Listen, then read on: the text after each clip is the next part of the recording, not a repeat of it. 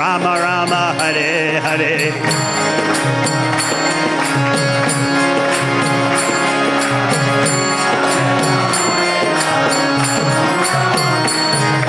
Hare Krishna, Krishna Krishna, Hare Hare, Hare Rama, Rama Rama, Hare Hare.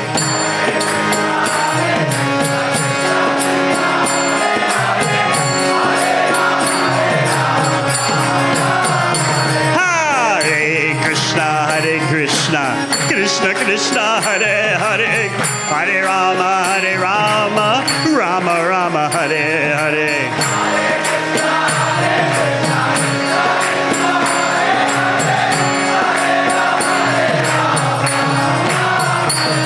Hare Krishna, Krishna Krishna, Hare Hare, Hare Rama, Rama Rama, Hare Hare.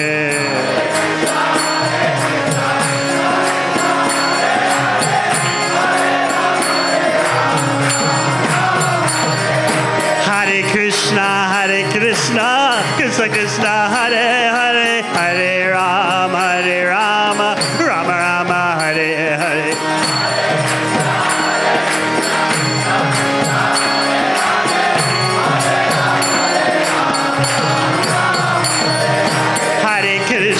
Hare Krishna, Krishna Krishna, Hare Hare, Hare Rama, Rama Rama, Hare Hare.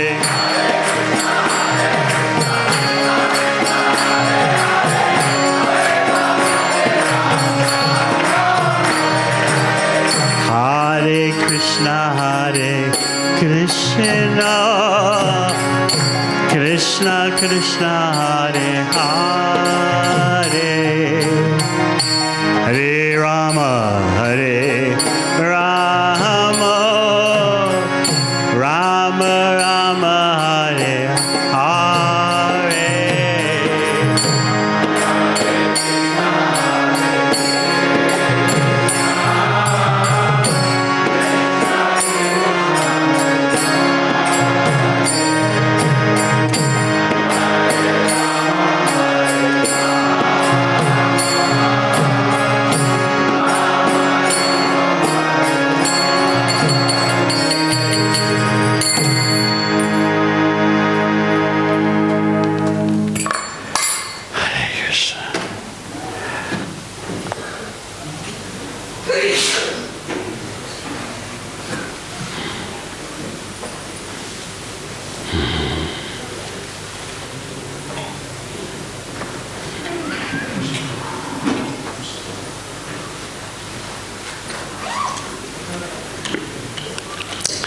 So this morning is our Super Krishna focus.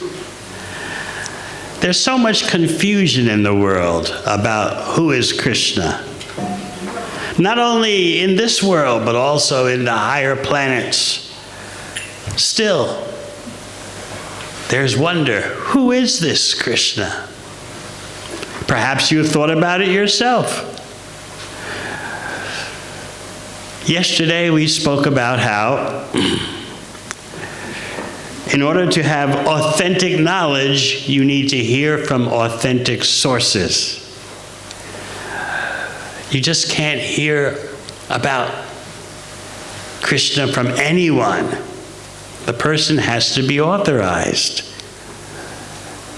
So we discussed how an authorized speaker will never tell you things like just go with the flow, live without a goal. As soon as you hear that, run in the opposite direction. You know you're not receiving authentic knowledge. It's like someone, if you're studying finance. How many here are studying finance? Yes. So the lecturer says, just add the numbers any way you like. Just go with the flow. Doesn't matter what the sum of the equation is. It doesn't matter. Just go with it, whatever. You would say, this person's a cheater. But when it comes to spiritual life, ooh, go with the flow, living without a goal. Oh, this sounds very deep. when I'm speaking at programs with mainly persons not from India.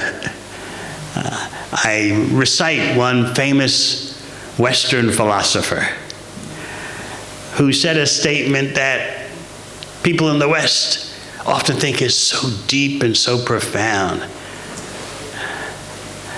And I tell the audience, you can repeat this statement when you're on a date with someone at a cafe, and they'll think, oh, you're so deep and knowledgeable. What is that statement? Don't try to lead me. Don't try to follow me. Just walk together with me through the chaos. When the audience hears that, they say, ooh, this is real knowledge. Soon coming to India, the latest import. Don't try to lead me, don't try to follow me. Because no one knows what is the meaning of life, and why bother thinking about what is the meaning of life? Just enjoy your senses in the moment. The universe is a cold, indifferent place of randomness, random interactions of matter. That's all. So it's up to you, moment to moment, to provide your own meaning. What do you think? In this way, you're supposed to feel liberated from all meaningfulness. You just do as you see best, moment to moment, and that's all you can do about life.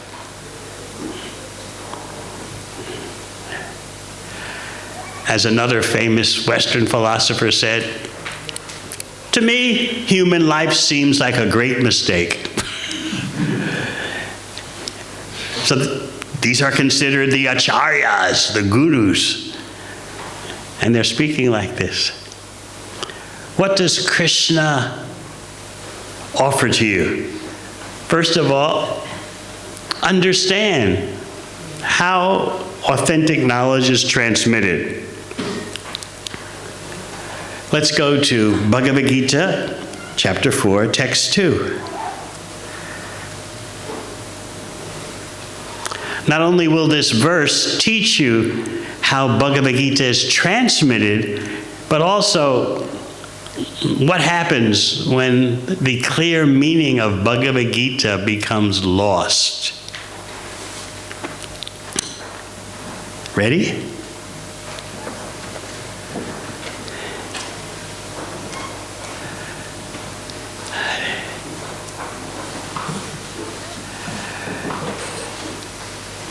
We'll pause for technological adjustment. Hare Krishna, Hare Krishna, Krishna, Hare Hare,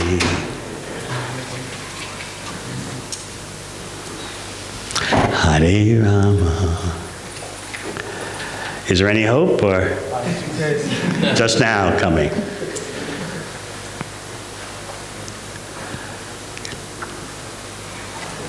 Hare Rama.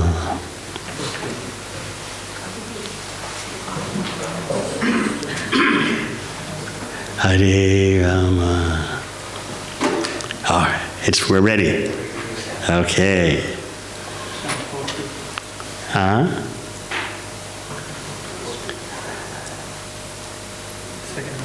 Second verse? Okay. Om Namo Bhagavate Vasudevaya.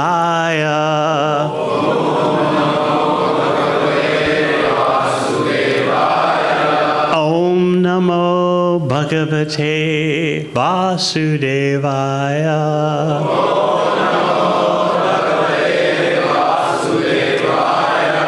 Om Namo Bhagavate Vasudevaya.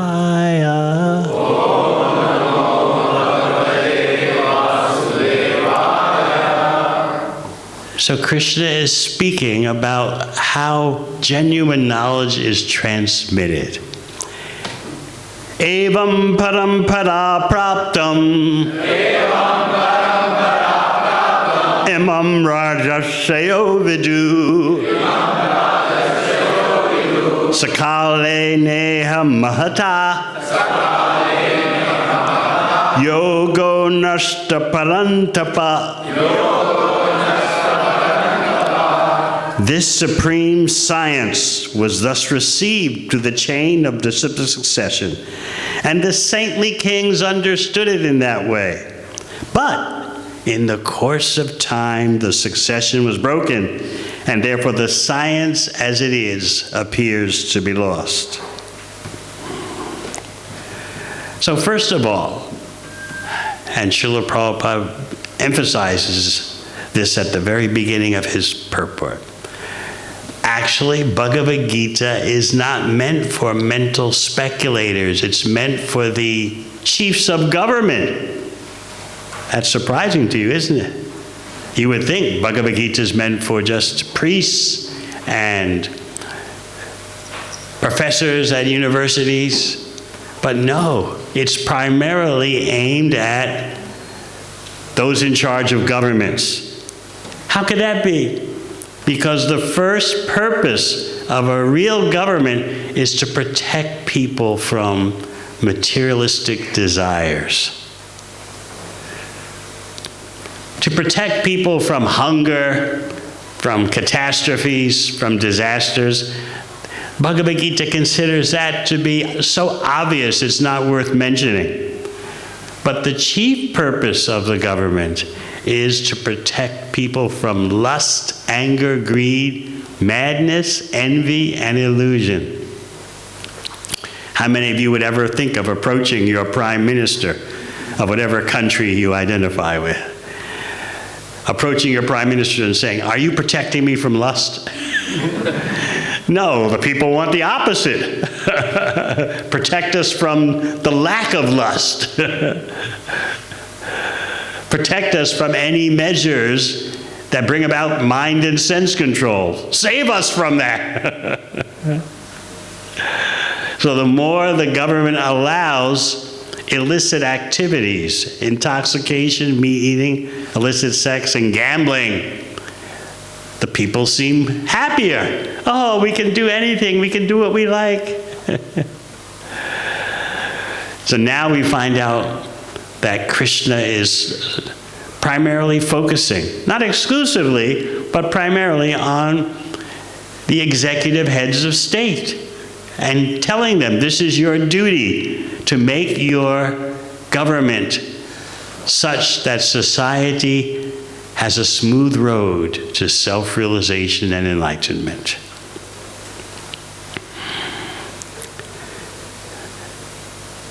So again, Bhagavad Gita is not meant for someone to read it and speculate. I think Krishna symbolizes this. I think Krishna means that. I think there's no Krishna. Bhagavad Gita is not meant for those kind of people.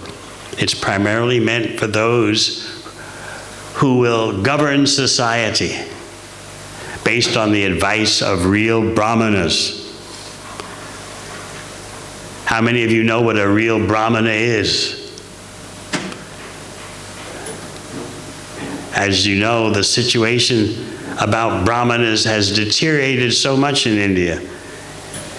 The notion, the concoction of brahmana by birth is so widespread, right? That's nowhere near what Krishna says in Bhagavad Gita. Nowhere in Bhagavad Gita does Krishna mention brahmana by birth. Or even Shudra by birth. Nowhere in Bhagavad Gita is that mentioned. What does Krishna say as far as your categorization, your classification? Who knows?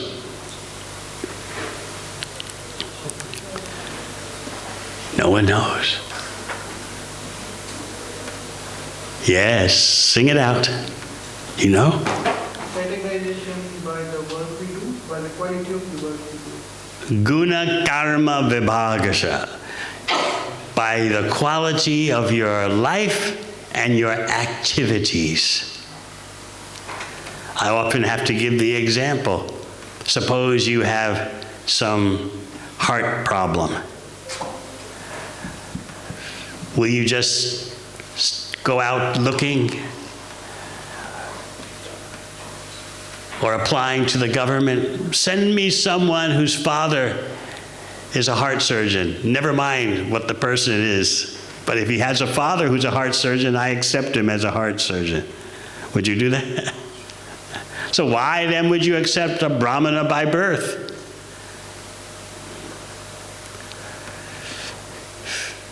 You may be born in a Brahmana family, you may not. But what is your quality and what are your activities? That's where we want to see the Brahmana.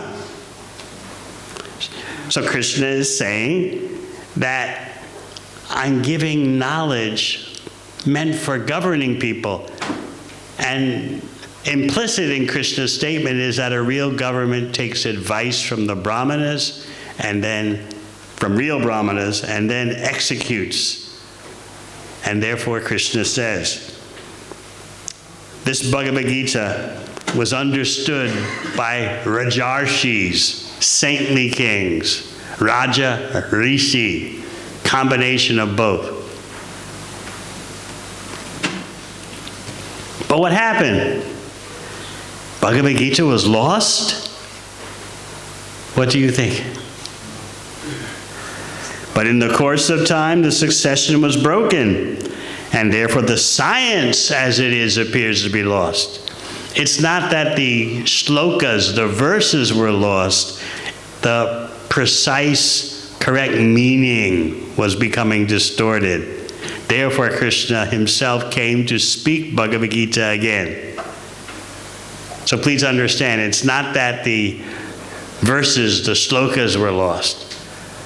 It is that the correct understanding was becoming muddled, distorted by speculators.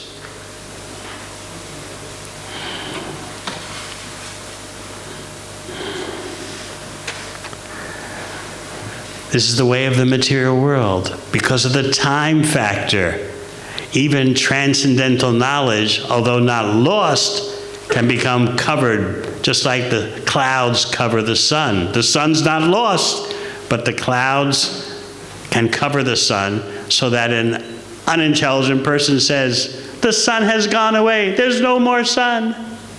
So that's why Krishna says, the science as it is appears to be lost. Just like yesterday I told you about my struggle to study Bhagavad Gita at the university and what happened. But fortunately for me, Krishna fulfilled my desire in a way that I could have never thought of. So the month after graduation, I came upon Bhagavad Gita as it is. Not Bhagavad Gita as we would like it to be. Go with the flow, live without goals. All paths lead to the same destination. Follow whatever path you want, they all go to the same place.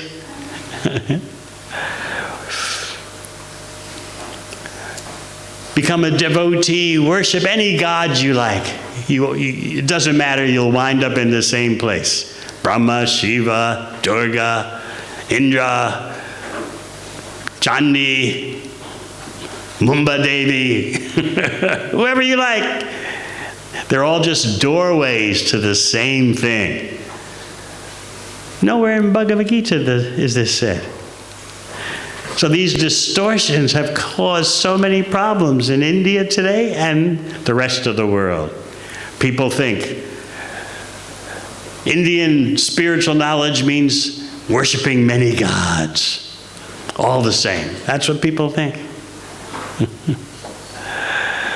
But when you study Bhagavad Gita, you see the supreme science clearly presented. There certainly are the devatas, the demigods. But beyond them there is the chief. As Lord Brahma himself says, Ishvara Parama Krishna, of all the subordinate controllers, there's one supreme controller.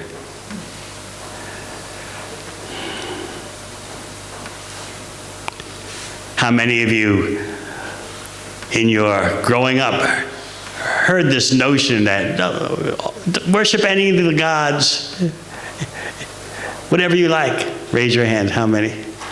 Yes.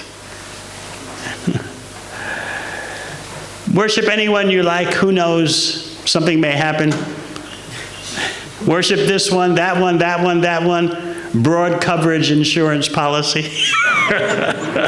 You never know. One of those gods might come through for you. So don't put all your worship in one basket. Spread out. Like gamblers, they do what's called a spread. I never gamble, but that's what they say. We bet a little bit on this team, a little bit on that team, a little bit on that team. Something will come through. So there is a precise process for understanding Krishna. Just like if I want to understand you. Let's say I want to understand Shyam Sundar here. The best way is for me to hear from Shyam Sundar himself. Or I should ask someone who is authorized, who has authorized knowledge of Shyam Sundar. I would ask his father, ask his mother. The ultimate authority is Shyam Sundar himself, if he'll tell me the truth.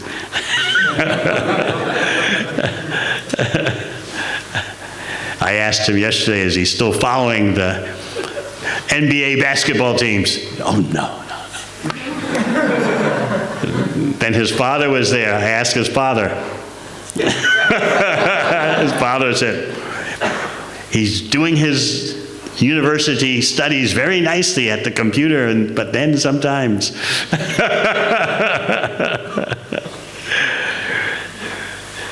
But my point is, if you want to understand a person, you ask the person. You take the knowledge from the person. Or you take the knowledge from someone trusted by the person. So I know Shyam Sundar Prabhu trusts his father, so I took the knowledge from his father. And then I asked him, your father says this, what do you think? He was just quiet.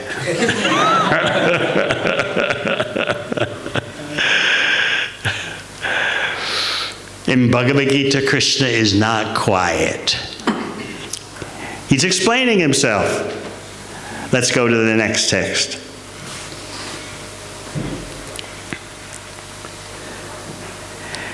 Sevayam maya teja yoga prokta paratana bhaktosi me sakacheti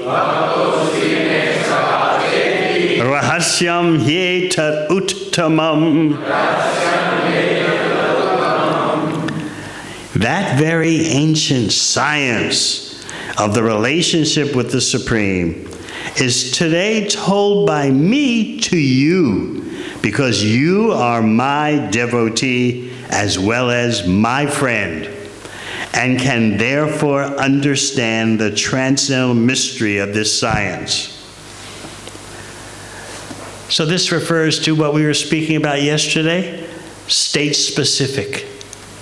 How knowledge about Krishna is state-specific. That means according to the state or level of your consciousness, that determines what you can understand. Whereas the current standard in so-called civilization is never mind about your behavior, never mind about your activities.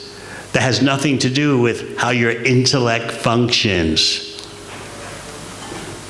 We gave the example of the mayor in Wellington, New Zealand. Admitted to her failings. I'm an alcoholic. I'm a flawed human being. And the reaction of most people is, whether you're an alcoholic or not, it has nothing to do with your ability to be mayor. It's just your personal problem. It doesn't influence your managemental abilities. What do you think? Would you trust yourself riding in a car driven by someone who's an alcoholic? No, no way. But if someone's managing a city, alcoholic, no problem, no problem. Just their own personal failing, that's all. On their own personal flaw, has nothing to do with their job performance. Krishna here is saying the opposite. I'm speaking to you, Arjuna, because you have the qualifications of character, of consciousness. Your spiritual attributes qualify you for hearing from me. That's what it means when Krishna says, you're my devotee, you're my bhakta. And you're also my friend. So when you hear from Arjuna, you're hearing from someone who has authorized status.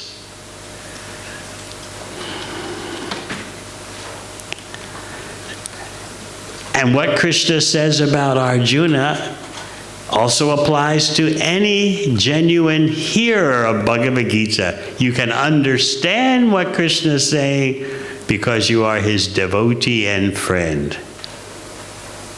So this is a very difficult point for mundane persons to understand.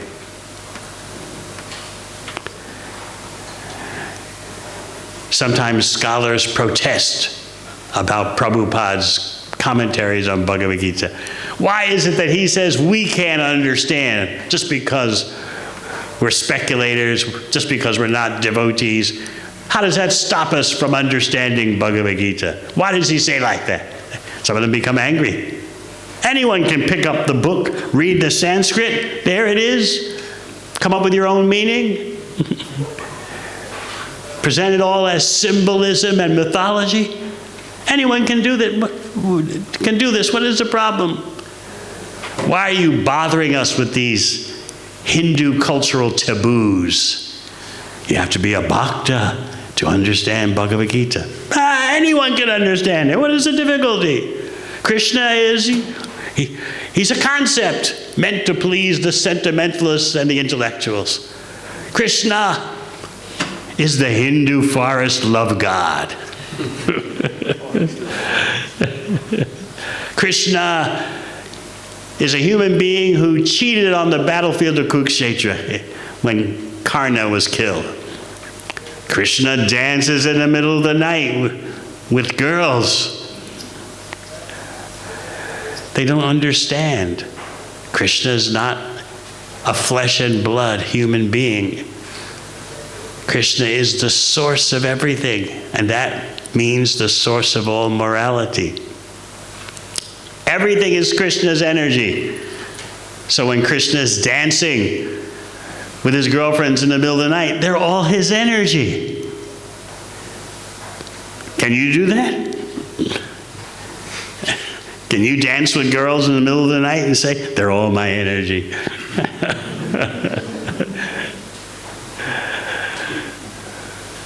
Everything belongs to Krishna. Everything exists for Krishna's pleasure.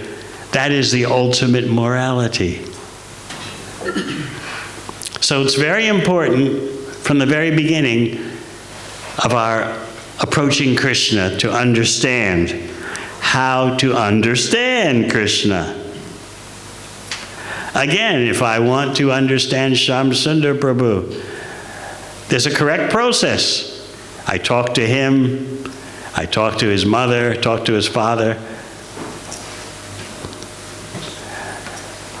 But suppose I want to understand Shyamsundar and I say, I'll ask this lady in the middle here, tell me about Shyamsundar. And instead of saying humbly that I don't know anything, she'll start, well, actually Shyamsundar is a symbol. That means the dark rain cloud. And that symbol is used to predict rainfall tomorrow. And she would go on and on like that, speculating. He's studying civil engineering because he wants to be civil. He wants to be well behaved.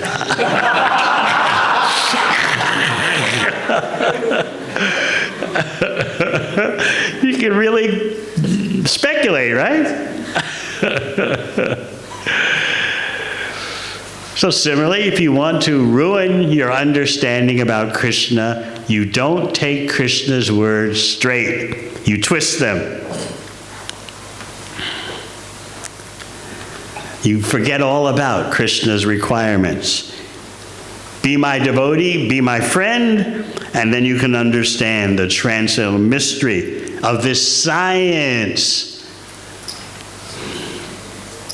It's a non-material science. And you all are benefiting by learning this non-material science. This is what's missing in your life. You're doing nicely with your studies. You're doing nicely getting the PR. You're doing nicely sometimes with the English test. You're doing nicely with your careers. But how are you doing with the spiritual science? Is what Krishna is saying in Bhagavad Gita simply religious belief? Meaning it's arbitrary. You may believe this, you may believe that. You may believe Shyam Sundar is a dark cloud in the sky showing that rain's coming tomorrow. You may believe Shyam Sundar is a Devata. Yes. You may believe that we're all Devatas, including Shyam Sundar. You may believe we're all God. Shyam Sundar is God and we are God. Of course, Shyam Sundar, Krishna is a Supreme Personality of Godhead. But if someone could have the name Shyam Sundar and say, I am God, everyone is God, we all just go with the flow and everything comes out perfectly. The universe will give us whatever we deserve. We don't have to worry about our behavior. We can go on and on fantasizing like this. But we will not understand the transcendental mystery that Krishna is scientifically revealing. So we'll move on. What's the next verse on our list? 4.6. I hope you find this very fascinating. You're hearing straight from Krishna. Later we're going to discuss how Krishna defends himself against misunderstandings.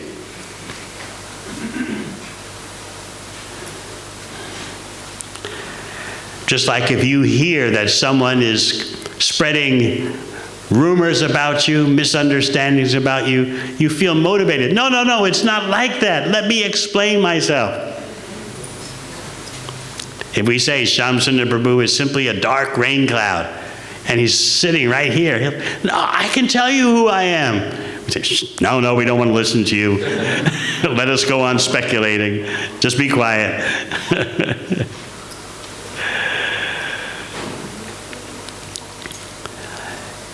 The more you understand that Krishna does not appear in this world through material methods, the more you'll start to understand Krishna.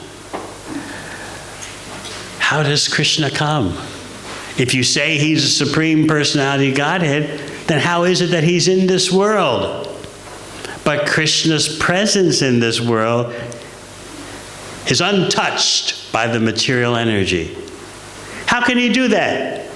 Can you appear in this world and be untouched by the material energy? No, you're conditioned, shackled, bound up tight by the material energy.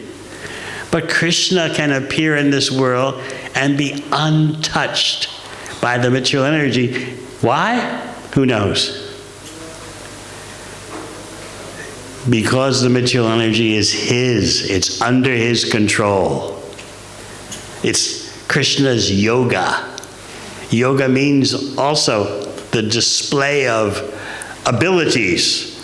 Just like when you see a bird flying in the sky, that's yoga for the bird. You can't do that yoga. You can't fly.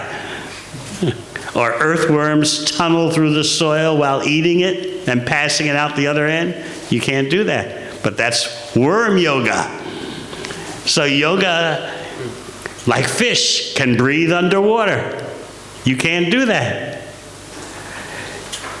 Krishna is Yogeshwara, the master of all yoga power. So he can appear in the material world and be totally untouched by the material world. All the energies are at his command. They're his.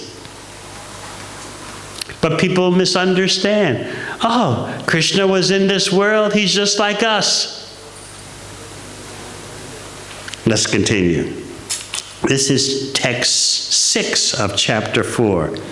Jam-packed with characteristics that distinguish Krishna from any ordinary being.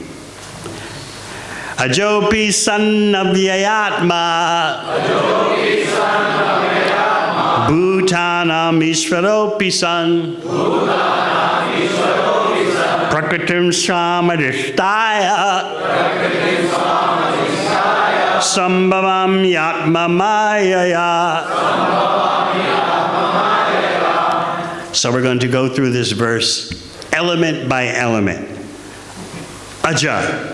Krishna says, I'm unborn. That's number 1. But you are also unborn. Did you know that? As spirit souls, there's no birth or death for you, the real you. It's your body that is born. It's your material body that will die. But you, the spirit soul, are unborn.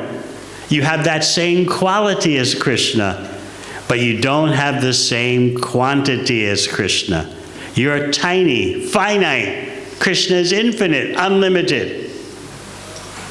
You are the drop of seawater, and Krishna is compared to the ocean. The drop has the same quality as the ocean, but not the same size. So Krishna is saying, number 1, I'm unborn.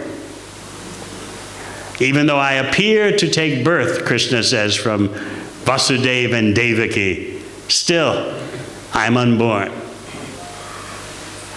Why should you be bewildered that Krishna seems to come from the womb of Devaki? He's everywhere. He's in every atom, in every heart, in the core of everyone's being. He can manifest himself as he likes.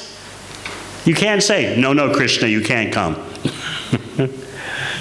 He's the master of all the energies. So number 1, he's unborn. Number 2, avyaya. His body never deteriorates because his body is non-material. How many of us can say our body never deteriorates? I can't say it. What about you? If you're 1 day old, if you just took birth yesterday, you're 1 day closer to death. Your body is deteriorating. But Krishna's body never diminishes, never deteriorates, because Krishna's body is Satchidananda. The composition of Krishna's body is eternity, full knowledge, and unlimited blissfulness. Sat means eternal, Chit means knowledge, Ananda, bliss. Those are the ingredients of Krishna's form. And when we look at our form, what do we find? Asat, temporality, Achit, ignorance, and Nirananda, misery. Of course, we don't like to accept that having a material body is miserable, right? Because our mind is full of hopes. I shall enjoy. It doesn't matter that the enjoyment is so temporary. That's all right. I want to enjoy. And it will satisfy me. It'll make me happy. I'll get what I want. And I'll be fulfilled. That's the illusion, right? That illusion seems impossible to overcome. But Krishna says you can do it. You can rise above this illusion if you do things Krishna's way. Part of doing things Krishna's way is to hear about Krishna from Krishna himself.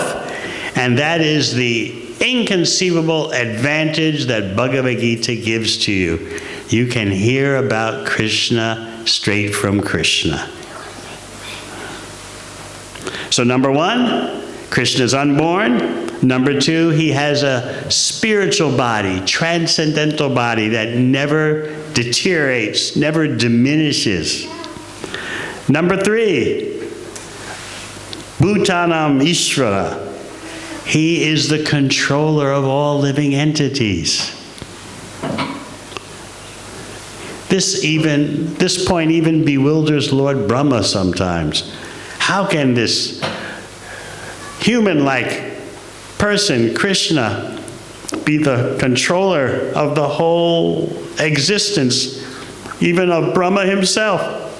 Sometimes Brahma gets bewildered by Krishna's pleasure pastimes. What to speak of us?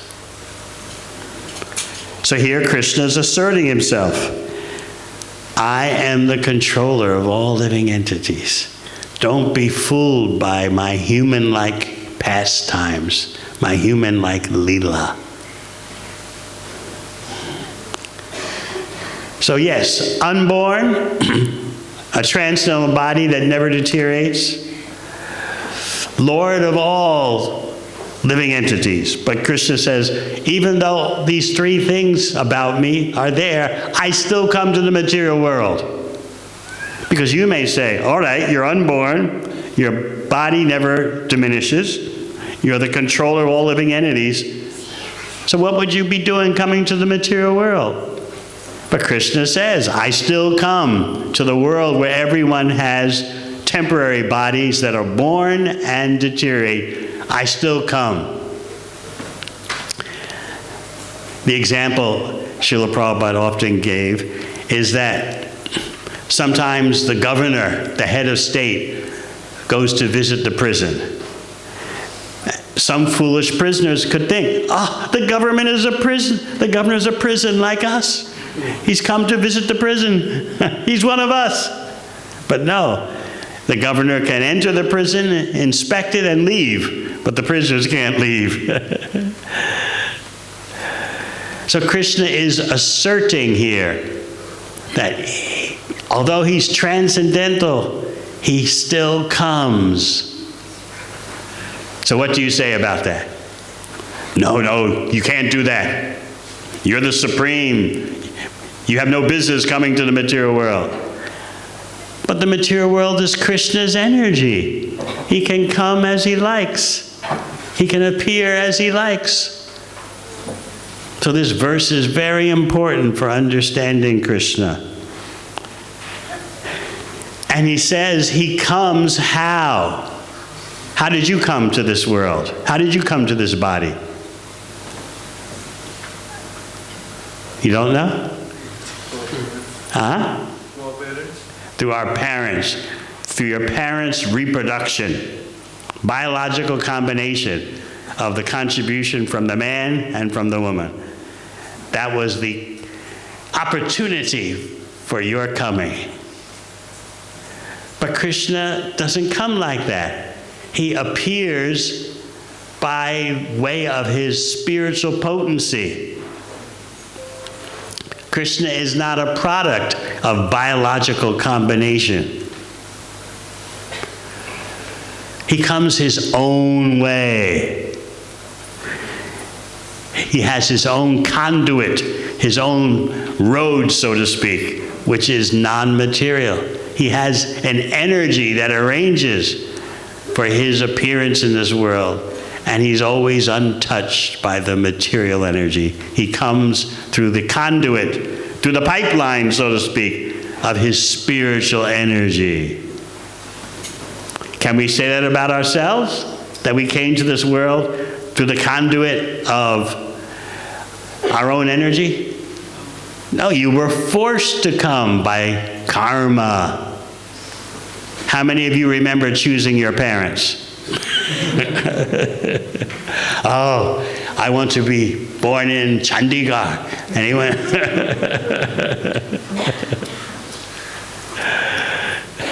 I want to be born in the Mehta family. Anyone? No. It's forced upon you. So then we'll think, it's the same for Krishna. No, it is completely different. He comes his own way. And he's asserting himself in this verse. I'm unborn. My transcendental body never deteriorates. I'm the controller of all living entities, but I can still come to the material world. An example given to help you understand is of a rainbow. A rainbow seems to be resting on the earth, doesn't it? Everyone seen a rainbow before? It looks like both ends are resting somewhere on the earth. And so therefore, there's songs about finding the end of the rainbow. Find out where the rainbow is touching the earth. You can't. The rainbow actually never touches the ground. It's just some lighting condition that makes it seem like it's resting. Both ends of the rainbow are resting on the ground. So Krishna, similarly, seems like he's part of this world, but he never comes in touch with the material world. So Krishna himself is making this point clear. So what are you going to say? No, no, not so. We don't believe it. That's very rude. Just like our guests from Adelaide.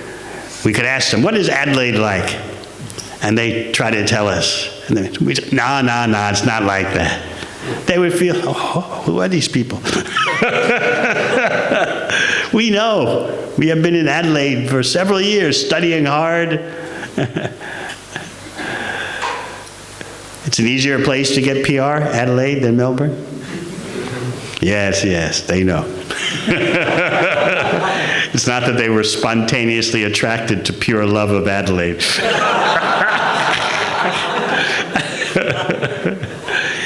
Still, they know something about Adelaide. How many years? Who's been there the longest? How long? Most of my life. Ah, yes. So if we ask you, you've been there most of your life, tell us about Adelaide, and you start to tell us, and then we say, no. You would say, who are these people? What kind of event have I come to? They're very rude, very puffed up, very proud. No, we tell them, you don't know Adelaide. So this is what we do to Krishna. No. We don't believe what you're saying. What you're saying is impossible. That you're unborn, you have a body that's purely spiritual, you're the controller of all living entities, you come to the material world your own way, untouched by matter. No. We know, not possible. This is rude. Actually, it's offensive. And with that kind of offensive mentality, you can't understand Krishna. Why should Krishna talk to you and give you knowledge of him when you have such an attitude? Just like if you try to explain something about yourself in Adelaide. Oh, I've been there most of my life, this, that, the other. And we just shut you down. No, you don't know. You would feel no need to talk about yourself any further, right? So how does Krishna handle persons who offend him? He makes it impossible for them to understand him. He has a deluding energy called Maya. And he covers such persons with that curtain of illusion.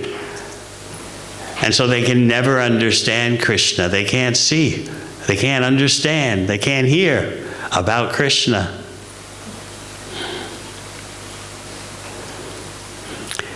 So please remember these points that Krishna himself is speaking about himself. He's unborn, transcendental body, never deteriorates. controller of all living entities, yet he still comes to the material world, but he comes his own way, through his pure spiritual roadway, so to speak. Any questions about this? Is very important.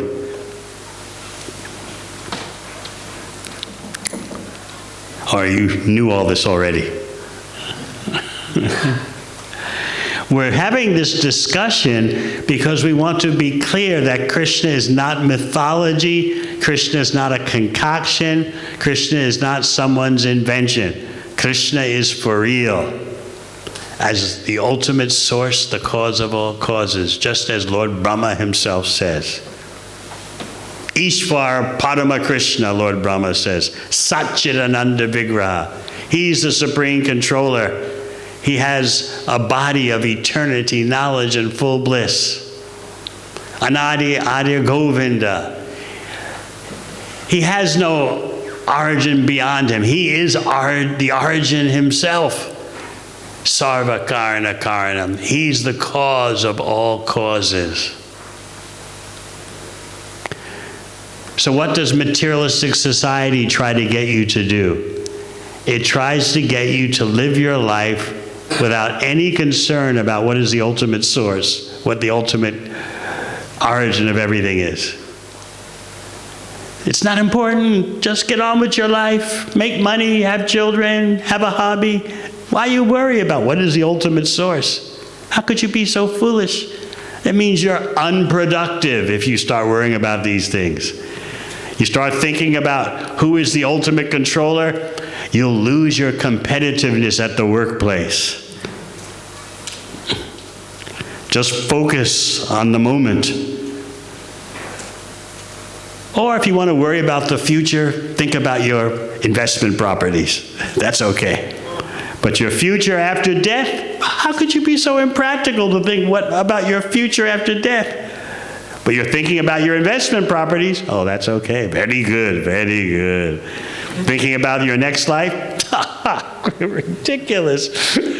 That's the kind of society you live in.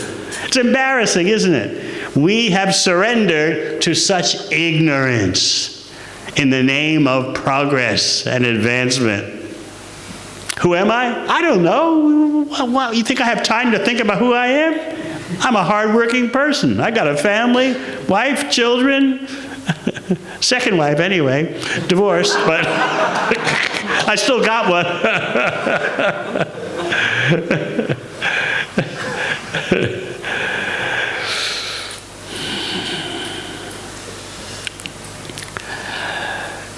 This is our problem that we all share in. We're living in a society that is insane. It tells you to live your life, to be productive without understanding who you are and what is the ultimate source and what is the relationship between you and the ultimate source. And we take that as just fine. I'm a respectable person. I'm a nice person. I don't know who I am, but you know, that's not important. I'm making good money. Buying a house this year. Getting my first Toyota Camry.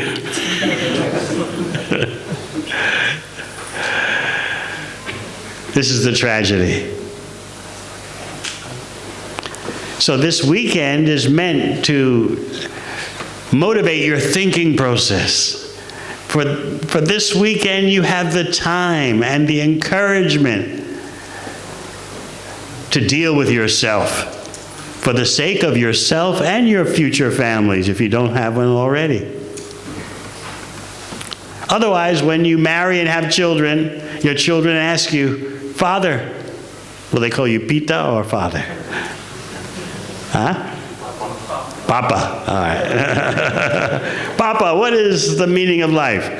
Oh, my child, no one knows. But how are your grades? Are you playing on the school cricket team? Very, very important. But as for understanding the self, understanding the ultimate origin, no one knows. I I had such a conversation with my father. He rarely talked to me, but one day when I was 14, he sat me down and said, "Son, let's have a discussion. What do you think the goal of life is?" And I told him honestly, I'm just 14, I'm just trying to work it out. He was a very authoritarian personality, an administrator in New York City Police Department. So, "Son, I'll tell you what the meaning of life is. The meaning of life is to leave some tracks in the sand for when you're gone." What do you think? You approve? What do you think my answer was? I said, "Dad, I'd like to know when you're gone, where do you go and who's going?" He said, "Son, you've missed the point. Doesn't matter where you're going. Leave some tracks in the sand for when you're gone." He thought he was imparting divya gyan, divine knowledge. He tried his best. That's the way it is when you're living in a cloud of ignorance. He tried his best. He supported his family. He paid the bills.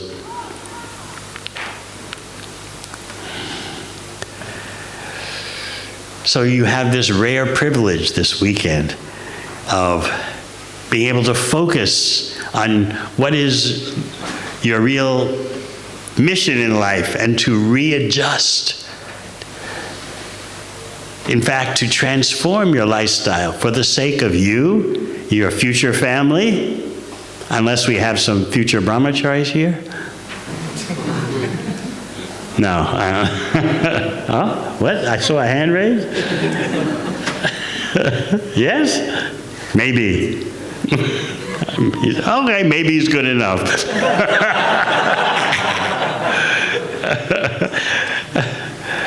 Otherwise, many nice ladies over there. How many unmarried? Raise your hands.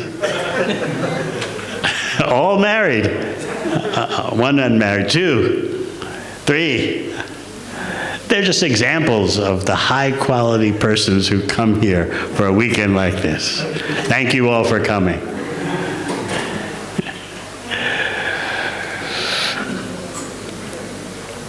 We're hearing from Krishna explain himself. So what's the next verse? 7 what? 7.24. Okay.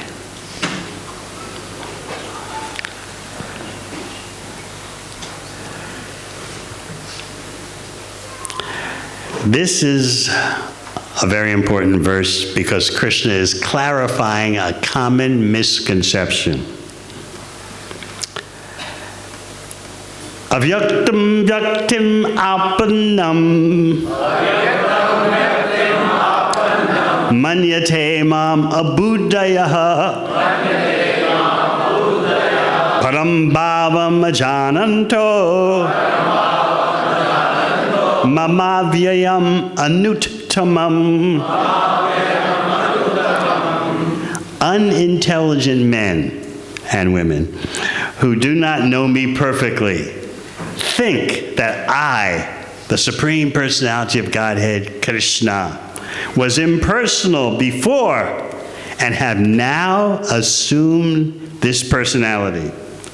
Due to their small knowledge, they do not know my higher nature, which is imperishable and supreme. So here Krishna is hitting the nail on the head. Many people think that beyond Krishna there's this oneness. But in Bhagavad Gita, Krishna says that impersonal Brahman, that oneness, is subordinate to him, the person. So many people turn this upside down. First there was just this Brahman, this oneness, and then from that Krishna emerged. But Krishna is telling you it's the opposite. From me, the Supreme Personality of Godhead, comes the impersonal manifestation. It's very important. If you can sort this out for yourself, you save yourself a lot of trouble. This is one of the two main misunderstandings in India today. Number one, Krishna is just one of the devatas. Number two, Krishna is a representative of the pure oneness, so-called Advaita. But Krishna says no.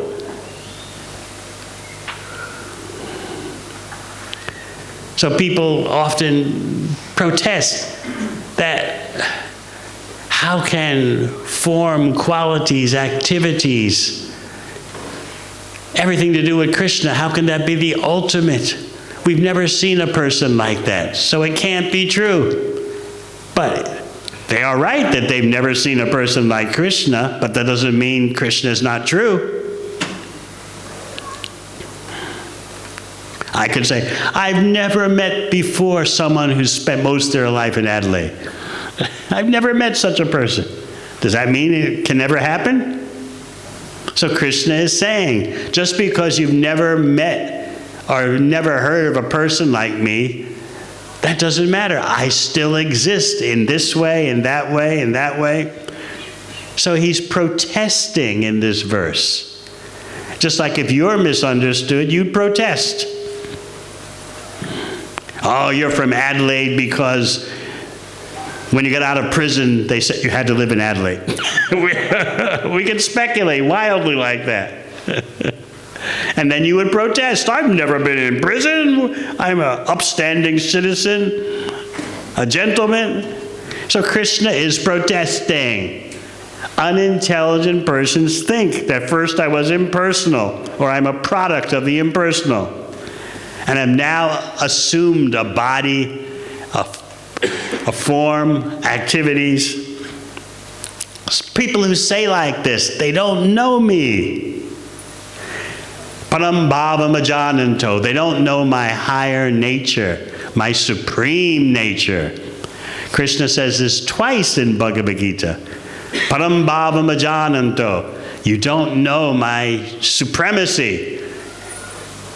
You're talking cheap. You're talking trash.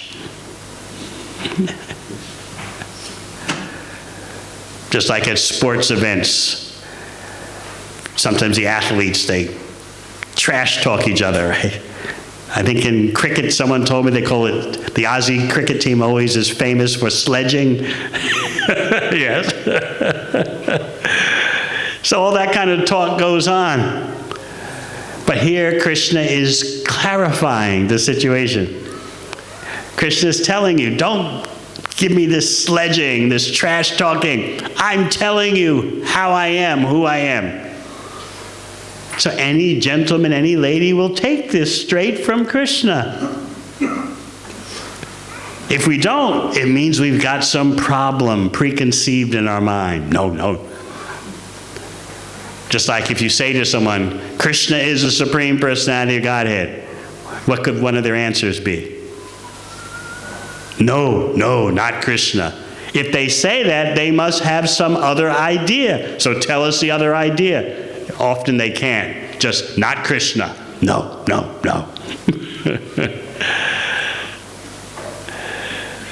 Due to contamination, they have some other idea. That anyone who actually knows what is Bhagavan will accept Krishna. That's why in Bhagavad Gita, you read Sri Bhagavan Uvacha, not Sri Krishna Uvacha. Bhagavan is Krishna's status, his position. If Vyasadeva had simply said Sri Krishna Uvacha, you would say, oh, an ordinary person is speaking, because you don't know Bhagavan. But when you read Sri Bhagavan Uvacha, then if you understand what is Bhagavan, you understand Krishna's position, Krishna's qualifications. Otherwise, there could be so many persons with a name Krishna. Maybe there's someone in this room who has the name Krishna, or Krishnan. Anyone? Huh? Where? Okay. So we can say, he's the Sri Krishna who's speaking Bhagavad Gita. He's Gopi Krishna, someone else is Krishnan. But Bhagavan, Sri Bhagavan Uvacha, that leaves you out, doesn't it? What does Bhagavan mean? Who knows? No one knows what Bhagavan means? Be more precise, please. God, there could be so many gods. Yes, but there's a much more scientific meaning. Bhagavan means the possessor of, the unlimited possessor of all opulence. Bhagavan, the carrier, the possessor of unlimited opulence. Who here can say that about themselves? Can Gopi Krishna say, I'm Krishna too, therefore I'm Bhagavan? We ask, where's your unlimited opulence? Bhagavan means the six opulences: wealth, strength, fame, beauty, knowledge, and renunciation. Unlimited, each one of those six. What human being, what demigod has unlimitedness of even one of those six opulences? No one. So therefore, as Srila Prabhupada tells us in the very beginning of his book, Krishna, the Supreme Personality of Godhead, if you actually know what is Bhagavan, you'll accept Krishna. But if you don't know, then you'll be bewildered. What is this emphasis on Krishna? There's so many devatas.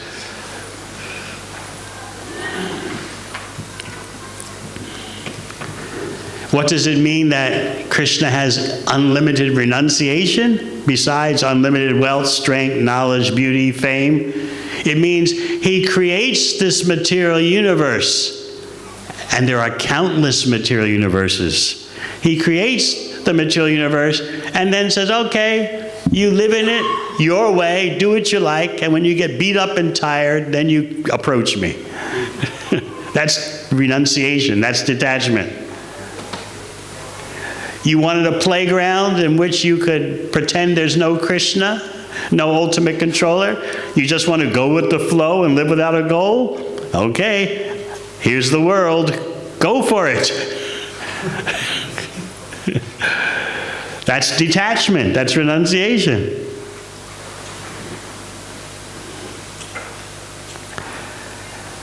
So I hope you understand this point, that there is nothing beyond Krishna. When Krishna says in Bhagavad Gita, Matta prataram danya kinchit asti dhananjaya, there's nothing beyond me, that means there's nothing beyond Krishna. Not even the impersonal Brahman. Not even Paramatma, the super soul in everyone's heart, that expansion of Krishna. Not beyond Krishna. Not the devatas. Nothing is beyond Krishna. Even when you say that, beyond Krishna, the words make no sense. It's like a little baby saying goo goo gaga. Beyond Krishna, it means nothing. It has no meaning. So you ask yourself, why do I think that there's something beyond Krishna? Ask yourself that. What answer do you come up with? Anyone?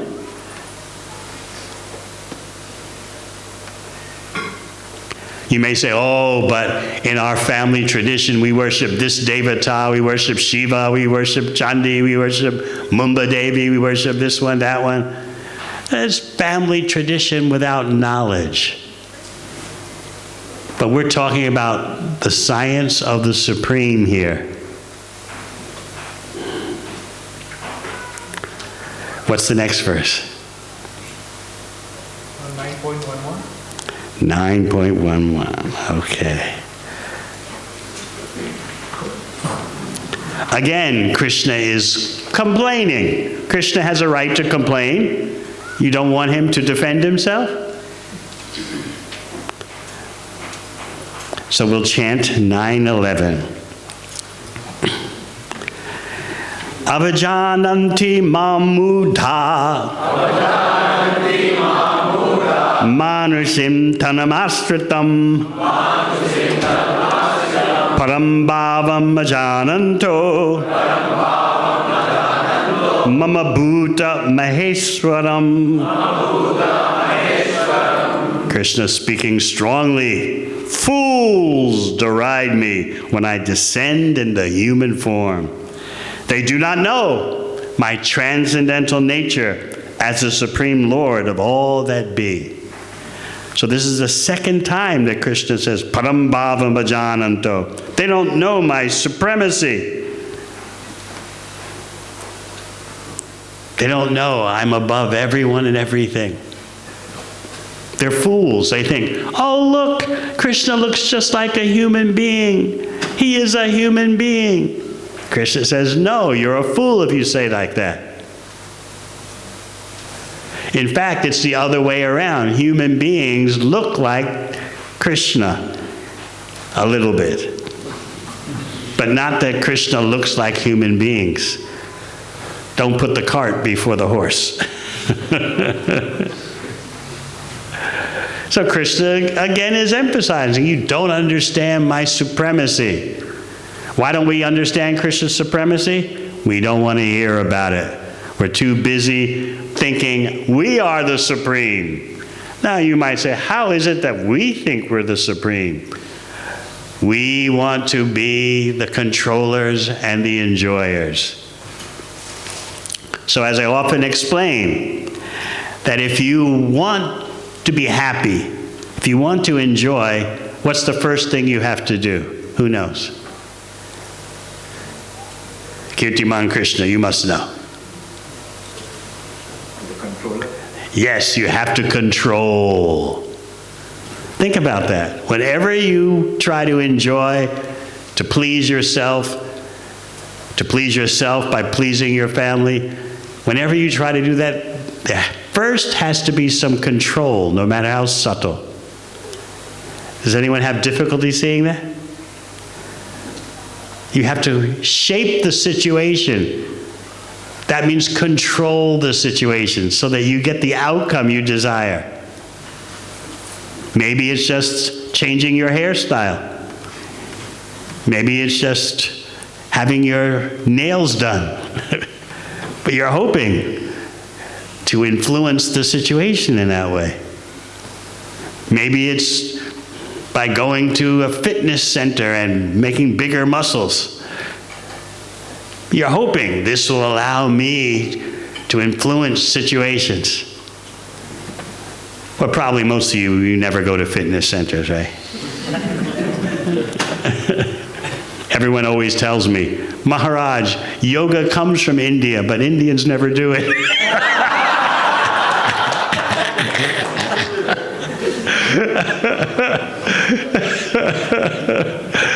Only the Westerners do yoga. All right, so maybe you don't go to a fitness center, so I can't use that as an example of how you're trying to build your body to influence how others see you.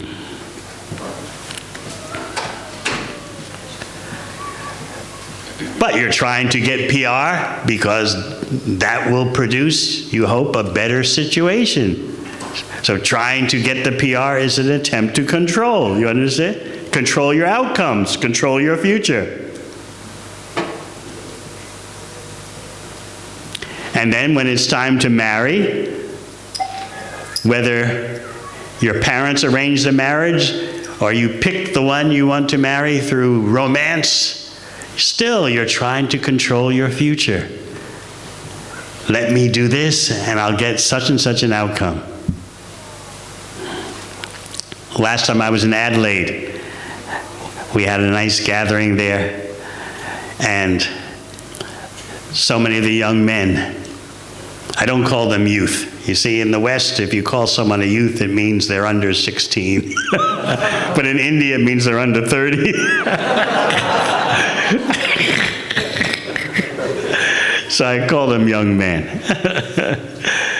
So I asked, how many of you all are getting married. You never know, there might be one future brahmachari in the group. But they say, oh, our parents are arranging, they're in the process of arranging our marriage. So then I flew from Adelaide to New Zealand, and I was telling the devotees in Wellington, they're almost all from non-Indian background. I said, can you believe it? That parents arrange who you're going to marry. They were horrified. How barbaric. What do the parents know? It's our own personal choice.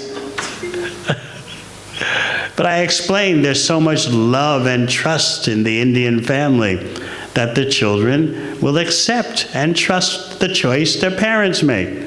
Oh, they couldn't understand us. They were like, it doesn't make sense to us. You marry someone because you feel mental and physical attraction. Even though it's not going to last, so what? Right now you're feeling attracted. Probably you'll divorce later, as most Western marriages do, but it doesn't matter. It's your choice. So they couldn't compute. Because the parents, if these are children of two parents, generally no. The parents are just saying, make your own choices, do what you like, be happy in your own way. I have one group of devotees, a couple. They've been devotees for almost 30 years. They started when the girl was 21 and the man was 25. So they were, as the standard is in the West, they were living together. When she was 16, her parents, as enlightened parents, said, you have a boyfriend? Just let him come live with you at home. This is considered to be very, very advanced. So they did that, and then later they got their own place. They even had 2 children, no marriage. And so when they became devotees, I said to them, now that you've become bhakti yogis, and you want to take initiation vows, you should get married. They looked at me like, so I had to convince them, this is the way human civilization works.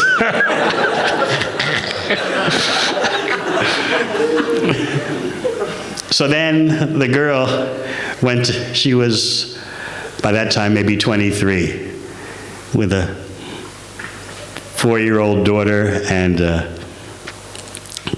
newborn son. So she went to her mother, educated person, mother and father.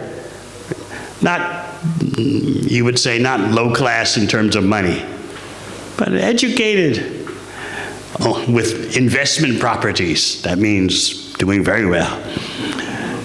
And so she told her mother, my boyfriend and I, we're going to marry. And the mother said, wait a minute now, wait a minute, don't rush into anything. I said, Mother, we've been together already for 6 years. We have 2 children. The mother said, that's all right. It's not a problem. You don't have to marry him.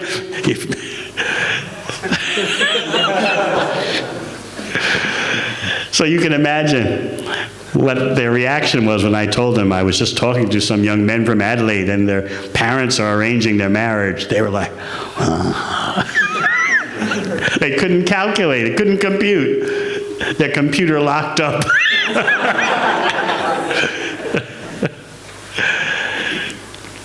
Another example I tell is, true story. There was this devotee from Calcutta. He became a devotee in New Zealand. And he was marrying a British devotee. And so they understood the process, that you do get married. I didn't have to convince them of that. So they went to the marriage office in Auckland. The marriage office takes care of marriages, the legal document, as well as birth certificates, death certificates. So they went into the office. There was a receptionist at the front desk.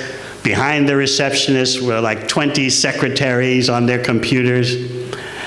And so the couple went to the receptionist and said, we're here to schedule a legal marriage. The receptionist she burst out laughing. And these devotees were astonished. Why are you laughing? And then the receptionist turned to all the secretaries behind her at their desks. And she's like, someone's here to get married. And all the secretaries started laughing. And so the devotee couple were astonished. And so they said to the receptionist, isn't this the office where you come to schedule a marriage? She said, yes, but no one ever comes here for that. True story. So this shows you that according to your cultural conditioning, certain things can be so difficult for you to understand. So if you can't understand the need for marriage, don't be surprised when you can't understand Krishna. Or if you can understand, if you are able to understand the need for marriage, but you've heard so much concoction about Krishna, it'll also be difficult to come to Krishna. We heard Krishna's just one of the devatas. We heard Krishna's just a creation of Brahman. That makes it difficult to approach Krishna, all these concoctions in the mind. Srila Prabhupada said one thing that was in the favor of his non-Indian disciples. You know what that is? He said, they're blank slates. They never have heard anything about Krishna. They have no preconceptions. Whereas he said, as soon as I open my mouth in India about Krishna, oh, we know Krishna. Krishna is this, Krishna is that. But in the West, they don't know anything. So they're blank slates. They can hear the straight information without any prejudice. So this is why we're spending this time today to clarify who is Krishna. All right, any questions? Yes.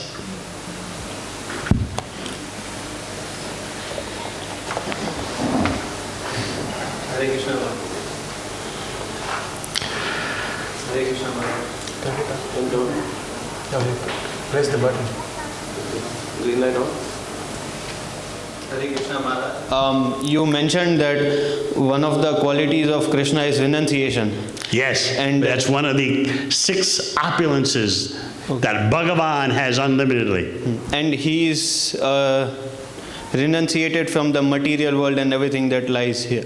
So if I had confusion that if there is a devotee that is suffering in the material world, is he attached, is it detached, or how he helps while He's helped by speaking Bhagavad Gita.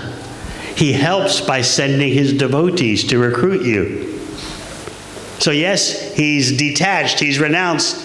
You want to enjoy the material world? I don't advise this, but you want it. All right, here's your playground. You'll be sorry. But still, Krishna comes to the playground and tries to recruit you. But do you have the time to listen? That is the question. All right? Very nice question. Thank you. Right there. Hare Krishna Maharaj, thank you for the wonderful class. Maharaj, my question is, as we read here that as Arjun was a devotee and friend of Krishna, that's why Krishna told Bhagavad Gita to him and made him understand Krishna and the knowledge as well. But later on in the Bhagavad Gita chapters, only Krishna says, I'm inconceivable, achintya. So there's a contradiction between these two statements. Can you put some light on it? Between achintya and what was the first statement? As Arjuna was a devotee and friend, so that's why he understood. Because he's a devotee and Krishna's friend, he could understand as much of the inconceivable as possible. Krishna is inconceivable, which means you'll never understand Krishna completely. But you can, if you're Krishna's devotee, you can understand Krishna as much as he lets you understand. You are limited, Krishna is unlimited. By the ability of the infinite, even though you're finite, because Krishna is infinite, he has infinite possibilities, he can make himself known to you, even though you're finite. But going the other way doesn't work. If the finite tries to conceive of the infinite, it's not possible. But if the infinite makes himself known to you, the finite, then it's possible. So in Bhagavad Gita, the infinite is speaking to the finite. Take advantage.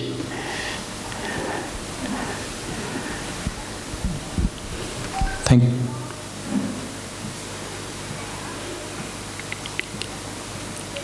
Yes. I've got a question. Does our imagination stop us from? Does our imagination stop us from seeing the way things really are? It's our material contaminations that do. The most prominent contamination is we think we are the body and mind. That's like trying to look out that back window and it's covered with mud. So the first thing that chanting Hare Krishna does is cleanse the mirror of your mind so you can start to see straight that you're not the body, that you're a spirit soul, part of Krishna, the Supreme Soul. Toxic consciousness is what's holding us back. Even if you clean up the whole environment, you'll make a mess of it again because of your own toxic consciousness. So that's why we understand that the best welfare work is to help people reconnect with Krishna so they regain their pure consciousness. Even if they actually do go to the moon or Mars, what do you think they're going to do there? They'll make a mess of it again, as they've done on Earth. You can't trust people with toxic consciousness. Okay? On that? Sure. So when we're speaking of Krishna, Glad you're mentioning Krishna. so I think everyone has, certain visualizations. He looks blue, he looks green, he looks so and so. Not everyone. Not everyone. Even in this room, a person's coming from Bharat. Some have never, their parents never mentioned Krishna. It's increasingly so like that, but go ahead. So is it having a blank slate of having no visualization or imagination the best way to go about it? Was that? Is having a blank image the best way to go about it? Let me give this example. There's a classical piano school in Vienna, Wien, Austria, famous for teaching classical piano music, pianists. It has 2 rates of tuition. One rate is if you've taken piano lessons before. The other rate is if you've never taken piano lessons. Who do you think pays less? Huh? Who has taken before? No, who has not taken before pays less. Because this world famous piano school has to unteach you from all the wrong lessons that you learned before, or the inferior lessons. But those coming from Bharat have a distinct advantage, that it's much easier for them to become bhaktas. There's still some understanding in society about how bhakti is real. Whereas in the West, people think, bhakti? What is this? We know about yoga, stretching the body, breathing exercises, but how is bhakti yoga? And when I began my bhakti career in 1972, there was no yoga, practically speaking. So people couldn't understand, what is this? Who are these people? What is this Hare Krishna? It's brainwashing. So there are advantages and disadvantages on both sides. But right now, the advantages of being a young man growing up in Bharat have been destroyed by what? Do you know? Pornography. It's just slaughtered so many young men, destroying their advantage of being born in Bharat. You take any of your devices and you can go to the depths of Kali Yuga, and no one knows. So this is what's happening. So everywhere there are advantages and disadvantages. In the Wild West, no one knows anything about Krishna generally. That's an advantage. Blank slate, cheaper rate at the piano school. But then they have so many other madness things to deal with. Parents who say, "Ah, why are you getting married?" I was speaking in Melbourne once, in the temple, and I was explaining about this policy of the parents, when the girl is 15 or 16 and has a boyfriend, the parents say, "Let him come home and live with you in your room." So then one Australian young man raised his hand and said, "Oh, Maharaj, we're all not like that. My family was not like that. My parents insisted that my sister stay with her boyfriend in the living room, not in her room." Remember this? He was serious. They could spend the night together in the living room, not in her room. Very important difference.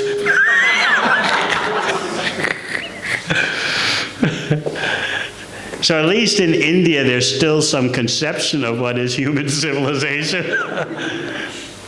But it's up to you all to raise the standard. That's why Lord Chaitanya, who is Krishna himself, said, those who have taken birth in Bharat have a special responsibility to make their own life perfect and then teach the world, the whole world, how to be perfect. All right.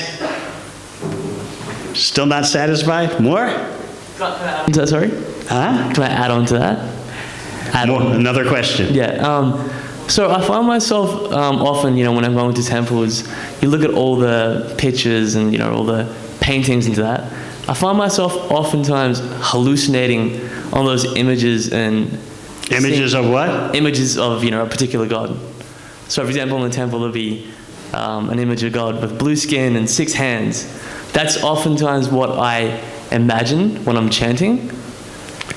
When you're chanting Hare Krishna? Well, after, I'm expecting this is how Krishna is. No. You want to understand Krishna, you take the descriptions given in Śrīmad Bhāgavatam, you take the descriptions given by Lord Brahma. No need to speculate. But furthermore, if you're chanting Hare Krishna, and I'll be so happy if you're doing that, if you're chanting the Hare Krishna mantra, just hear the sound. Krishna is coming to you as sound. There's no difference between Krishna and the sound of his name. Gradually you'll realize that. So yes, you've already started chanting the Hare Krishna mantra? Yes. We offer our obeisances to you. Thank you. Just hear the sound and you'll get everything. And if you want to read authentic descriptions about Krishna, he's talking about himself in Bhagavad Gita, as we are just reading. He talks more about himself in Śrīmad Bhāgavatam. And you hear from the greatest devotees who have seen Krishna, they're telling you, he looks like this. eyes like lotus petals, standing in a threefold bent form with a flute to his mouth. Why does Krishna carry a flute? Did you ever wonder? He carries a flute to show you that he's all play and no work.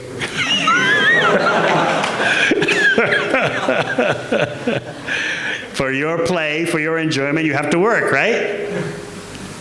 Right? But for Krishna, he never works for his enjoyment. That's another reason for us to be envious of Krishna. He doesn't exist, he's mythology. It's not possible to enjoy without working. Where are Krishna's investment properties? Has he got PR? He probably needs help passing the English test. All right, Hare Krishna. Thank you for your question. Ladies, you've gone quiet since the first day. I keep reminding you, this is Australia, you can speak up. Nothing. Okay.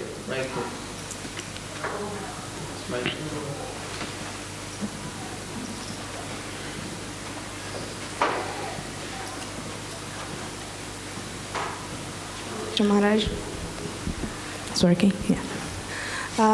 You spoke about prescribed duties yesterday a little bit, and today as well. And when we get in contact with Krishna consciousness, the first moment is like, I don't want to do anything. I don't want to do anything, meaning? In relation to, we want to detach from the material world, means work, studies. You are like that? Not everyone is like that. For sure. You're like that. I have a tendency. I've been practicing Krishna consciousness for a while. And how long is a while?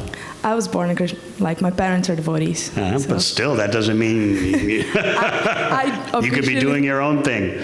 I officially joined in 2005. Okay. Very good. I'm envious. Why couldn't I have taken birth in a family of devotees? I wasted my life until I was 21. Well, you remember the first time you went to the temple, I don't. So there are good things as well. All right, so? But my question is, sometimes I go up and down with my practice and with my material duties in general. So sometimes I'm working really hard. Doing what? I teach swimming. Mm-hmm. And I study as well. I study psychology. So this is very good. And then sometimes you study, sometimes you don't? Yes, and I prioritize those duties. Sometimes you swim and sometimes you don't swim? What do you mean? What I mean is I focus in my daily activities, I focus on those activities, and I often neglect the japa and the reading and all that. And then we come to immersion, you get in contact, in association with devotees, then you get strong again, and then you chant, and then you get into it, you read it more, but there is always a point that there is this flow that sometimes goes up, sometimes goes down. Doesn't have to be like that. I know, that's why I'm asking. How it's can up I to you. Improve? Associate with those who are steady, and you'll be inspired to be steady. You had a wonderful start. You're born in a family of devotees. As I said, I'm envious. But sometimes when you're born in a family of devotees, you can take it cheaply. As one of my godbrother sannyasis said, it's one thing to be born in a family of devotees. It's another thing to choose to be a devotee yourself. So you need to make that choice yourself. You've had all the advantages, but still you have to choose. Your birth doesn't automatically qualify you. You may be born in a family of doctors. That doesn't mean automatically you're a doctor. But you have very favorable circumstances to be a doctor. I know many families of doctors the parents are both doctors, mother and father, and their children become doctors. That means the children had such a favorable circumstance to become a doctor. But it's not guaranteed that because your parents are doctors, you will be a doctor. So now you're dealing with your own free will. Krishna wants your choice. He wants you to choose.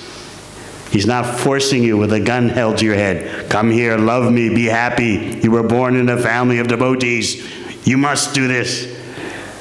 Krishna is detached. He's renounced. I gave you all opportunity, the rarest opportunity, taking birth in the family of devotees. Now what are you going to do? You have to choose. So how old are you now? 33.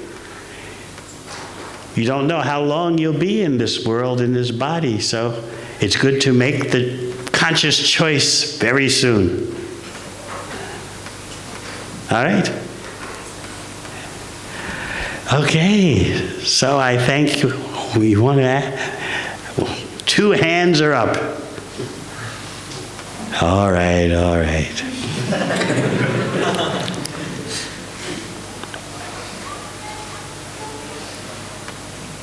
Hare Krishna Maharaj. So my question to you is like, is Lord Krishna avatar of Lord Vishnu? Is Lord Krishna Avatar of Lord Vishnu? author? Avatar. This is easily understood if you accept what Krishna says about himself in Bhagavad Gita. Mata prataram nanya kinchirasti dhananjaya. O Arjuna, Dhananjaya. There's nothing beyond me. That means not Narayana, not Vishnu. They're expansions of Krishna. So you take Bhagavad Gita straight and you solve so many complications. This is explained more in Śrīmad Bhāgavatam. And then in Sri Chaitanya Charitamrita. Anyone here read all of Sri Chaitanya Charitamrita? No, one person. Everything about that question is explained in detail. So you're not wrong in one sense by calling Krishna Vishnu, but you haven't presented the full glories of Krishna, because Krishna does things that in his Vishnu expansion, Vishnu doesn't do. But yes, if you call Krishna Vishnu, if you call Krishna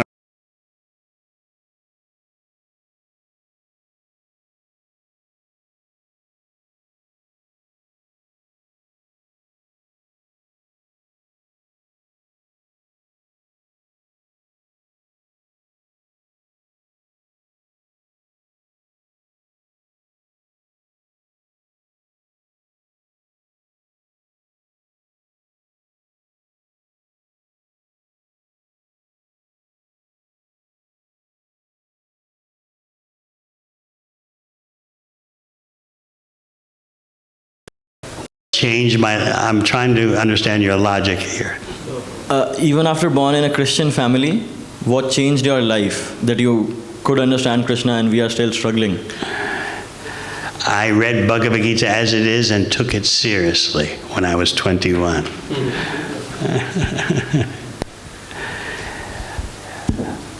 I never went to any temple, any gathering like this, Bhakti Vriksha, whatever you want to call it. No gatherings of devotees. I simply read the books at home for 6 months straight, 3 hours a day. So that was how I approached bhakti. I was skeptical. I'm a New Yorker, so New Yorkers are skeptical. Now we know everything. Is there a city in India like that where people think, well, I'm from Mumbai, we know everything, we've seen it all? Any place like that? No. But New York is like that. We are the center of the universe, New York. We've seen everything, we know everything, you can't fool us. So I never went to any temple for 6 months. I would order all my books through the post so I wouldn't have to associate with any devotees. I thought the books were, I never saw any knowledge like this before, but I thought the devotees were strange. So for 6 months, I studied Bhagavad Gita, Bhagavatam, Sri Ishopanishad, so many of the books that were available then by Srila Prabhupada. I was astounded because I had a high-pressure, elitist education since the age of 15. There I am, a Yale graduate. I know the power of the human intellect. But when I read Bhagavad Gita and Bhagavatam, I knew no human being can make this up. I know the power of the human mind. I've associated with the biggest brains on the planet. No human being could write Bhagavad Gita. So you asked, so I've told you. But I didn't start chanting until 6 months later. And how did I start chanting? 1 beat a day. So that's why I say, if there's hope for me, there's so much more hope for you. You may be carrying the burden of so many attachments, but so was I. In the USA, but speak of the USA, the whole world. You graduate from Yale, you're like coming from Brahmaloka. You have attained the topmost planet in the universe. That's the American caste system. You're classified according to what university you go to. You're classified for life. That's the American caste system. Depending on what university you go to, that's your caste. The top caste is Ivy League, and then there's the top of the Ivy League. This is your caste for life. Never mind your personal behavior. Never mind this or that. What is your caste? What school did you go to?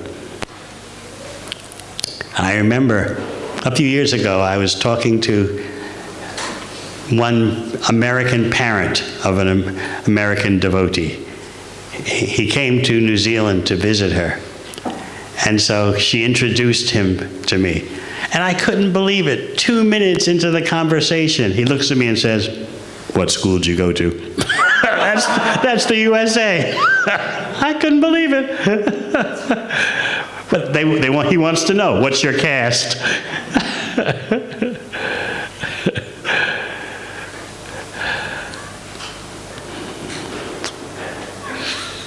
So you wanted to know? So I've explained a little. All right? Oh, now the ladies are asking questions. Yes.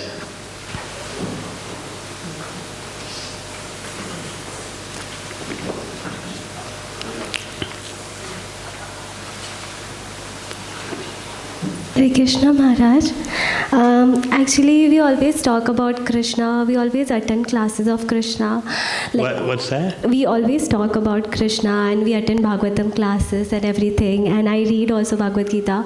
But I feel like I don't know Krishna much. Like, I'm not able to develop a relationship. I don't prioritize him. I feel I don't know him much, even though I'm attending the class and I see him every day. The best way to develop a relationship with Krishna is by serving Krishna's devotees. That's the best way, if you want to know the secret. Because Krishna himself says the devotees are more important to him than his own self is. And Krishna also says, one who says he's my devotee is not my devotee, but the one who is the devotee of my devotee, that's my devotee. Okay? Very nice question. So on that note, that auspicious note, we shall end for this morning. And we'll see you in this evening. What comes next? we have some group activities now. Some group activities, and then the group activity of lunch. How has the prasad been?